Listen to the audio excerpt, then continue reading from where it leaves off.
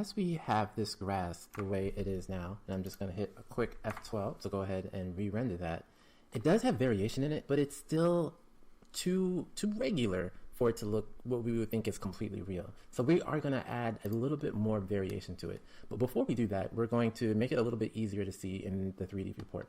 So we're going to go to our particles tab, and we're going to scroll all the way down till we get to the part that says children. And right now it's set to 10, and that's to make sure that everything stays really fast and stays really good.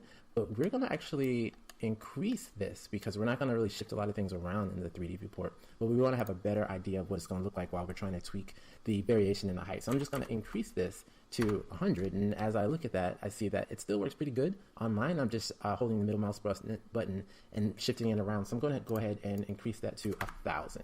So this will tell me more accurately what it's going to look like. And then I'm also going to click on our rendered view, and I'm going to rotate this around until I get a good idea of the lighting and what it's going to look like when we're actually looking through the camera. So this is a pretty good one, and everything is working still pretty snappy. So I'm going to leave it here at 1,000. So the next thing we're going to do is create this variation, and we're going to do this by using a texture. So what we're going to do now, we're going to stay in the particles tab. We're going to go all the way down to textures, and under textures we're going to click new, and the texture name we're going to give this, we're going to call it hair, and we're going to call it height. And that's, once again, just to keep track of everything. But once we've created that, I'm going to go to the Textures tab. And you can see in the Textures tab, we already have a texture that's called hair height. And instead of an image, because we're not going to use an image, we're going to use Blender's built-in texture. I'm going to change this to Musgrave. So Musgrave is another one of those textures that's created with the math algorithm. And it allows us to be able to create this variation that we want.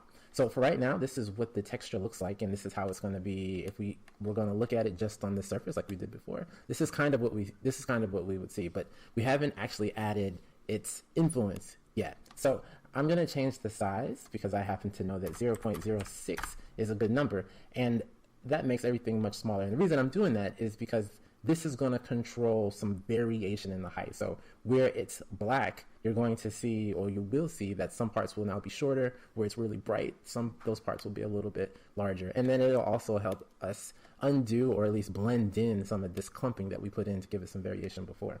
So now that I have that set to 0.6 under size and selected Musgrave, I'm leaving Blender Original as our generator. The next thing I'm going to do is open this context here called Influence. And this just allows me to decide what this texture is affecting. So right now, it says general time. It doesn't really do anything specifically, but we want it to affect the hair length. So I'm going to check that, and you can see that it did, in fact, make a difference to our hair. So without it, it looks like this. It's a lot more uniform. With it, you can see that it does have a much more random look to it, which is pretty much what we're going for.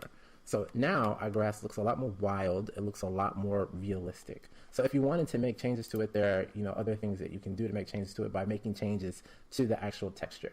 But I will say, if you're going to make changes to the texture, one of the glitchy things about Blender is that when you make changes, they don't always show in the 3D viewport. So just to give you an idea, if I wanted to make a change, and in order to make a change, I'm going to close these here just so you can see what I'm doing. And let's say that I wanted to change the brightness. So I'm going to change this number. I'm going to pull it down here, and you can see that it changes here, but as I move that brightness, you don't necessarily see that the texture or the grass is obviously making a change. Now it's very shimmery right now because it's actually doing the real-time rendering, but in actuality, we're not seeing a whole lot of change between 0 and 1, right? So in order to fix that in the influence, all you need to do is click and unclick it, and that will reapply all those changes you made. But right now, I'm okay with the way this looks. I'm going to go ahead and turn this off so that it's not so flickery. And then I'm also going to change the children. I'm going to take that back down to something that's a little bit more manageable. And I'm just doing that by going into the particles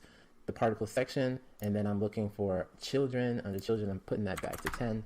So that we make sure that our computer stays snappy, because the last thing we want is at least for my computer to freeze while I'm trying to teach you this. I'm going to hit F12 to give us an idea what that's going to look like. And yes, it looks much more irregular and much more realistic as far as grass.